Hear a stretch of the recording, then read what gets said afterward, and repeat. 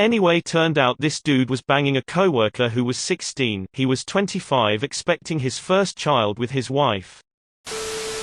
People who work in human resources, what is the weirdest crap you have seen? Had to delete someone from the system following them being murdered. Was a bad day. Edit, over the years I've deleted 7 deaths including the murder, 1 pedophile and 1 murderer. The maintenance guy had been living up above the ceiling of the building. He had built a little cubby living area with electricity and a small fridge and everything. Edit, for years. I once had a temp job in our. I was scanning lots of old personnel files, and the one perk of the job was reading old complaints against people. The best one I came across was a mediation caused by one member of staff accusing another of witchcraft. I was a recruiter, and you would be shocked to see what some people actually have as their personal email. Most people have come around to using just their name, but then every once in a while you'll have to verify that Brown Glitter 69 is in fact how they would like to be contacted. An IT guy who worked the overnight shift because he was doing support for our Asia, Europe regions got written up for improper use of company systems. He had dozens of not hundreds of Google image searches related to foot fetish stuff. Like insert celebrity here feet along with other random stuff like cute toes, etc. Like dude, you're in it. You know this stuff is tracked and that your boss could easily monitor it. Guy came into the interview in sweatpants and a hoodie, and said he didn't need the job because of how much money he was making illegally. But he wanted to have a job so the IRS didn't get suspicious. Weirdest part is I don't live in America, I very much doubt the IRS cares about Canadian tax returns. Call center employee calls HR to complain about the supervisor, he's abusive, he won't even let me leave my desk. Supervisor calls HR to complain about the employee, can you please tell the employee that she's allowed to leave her desk? Oh my god, she's crapping in her trash can. It may sound humorous, but there were significant mental issues at the heart of this.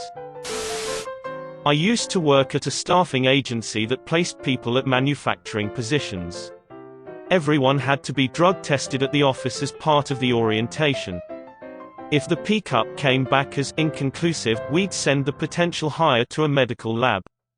They would take another drug test and the lab could determine if the person was on a prescription or using illegal drugs, and therefore, not eligible for hire.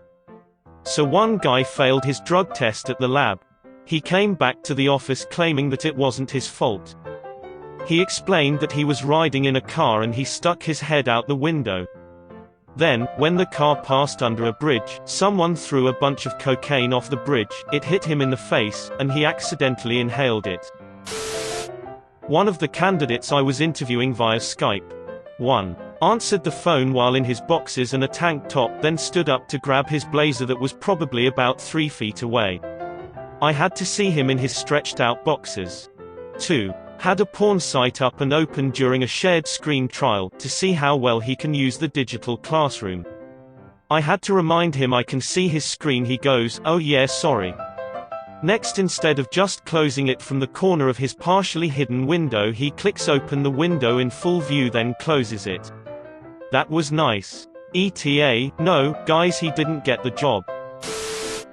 My dad works in our. He just told me about a day when they had to lay off about half of the company. It was crazy and there were a whole lot of moving parts that day. Unfortunately, in all the craziness, no one remembered to tell this one new hire that sadly the position he was hired for was no longer affordable. So he came into the office only to see everyone clearing out their desks and leaving. And then, he got laid off. An hour into his first day. He said the guy understood, but it was the most horrible he ever felt for someone in his life. The new receptionist was coming in every morning and opening up programs, documents to make it look like they were busy. They'd sit with one hand on their mouse and one hand on their keyboard and stare blankly at the screen for 8 hours a day and not do anything. They'd also consistently pick up the phone and hang it up without saying anything so that it would stop ringing. I sat in on the termination, and the employees started screaming at the manager about how they were doing an amazing job, and they had to give them another chance. I was 100% confident that they were just trying to get some easy money and wouldn't be surprised that they were finally getting fired. The whole thing was just bizarre. One of my relatives worked in tech support for a really high-profile company in Silicon Valley during the height of the dot-com boom. Some guy who desperately wanted to work there was emailing his resume to HR 1,000 times every day. Several times a day, the number of emails would get too overwhelming. So the people in HR would just select all the emails in the inbox and delete all of them, whether the emails were from the applicant or not. My relative had to show them how to filter emails from the applicant. I work as an HR for a call center. Entire company has around 500 employees, maybe 250 of them are in the call center. Entry-level work, tiny bit more than minimum wage. A girl started her first week doing really well and then week 2 got really weird. She walked into the CEO's office, on another floor in the building, while he was meeting with someone, to demand that he buy her a dog because she thought having a companion would improve her work performance. That was the entirety of her rationale. Edit, many are asking. No, she did not get the dog. I wasn't in the room with the CEO, so I don't know exactly how he handled it. He is an exceptionally nice human being, so I assume he handled it kindly. Though, I mean, it made its way back to HR pretty quick, so he definitely told some people about it. My colleague spoke with her about it and was just like, no, that's not a thing, WTF. She was fired soon after for unrelated reasons, attendance I believe. Also many are questioning if she had some kind of mental disorder. I have no idea. Years ago I worked as an HR for a retail store. A manager would always clock out on time, however the alarm wouldn't be set until about 30 to 45 minutes after he clocked out. Since we had a lot of trouble with internal theft, we assumed he was stealing. Loss Prevention approved the installation of cameras across all stores, but we were told not to talk about it to see if we could catch any internal theft. The way the ceiling was set up, the cameras weren't too obvious, but if you knew what to look for it was quite noticeable. Anyway, turned out this dude was banging a coworker who was 16, he was 25, expecting his first child with his wife. I didn't see the footage, but our regional manager of loss prevention did and had to turn it over to the police. The real kicker is the girl's dad was a captain on said police force. Edit, I'm not sure what happened to the guy, unfortunately I didn't sit in when LP interviewed him.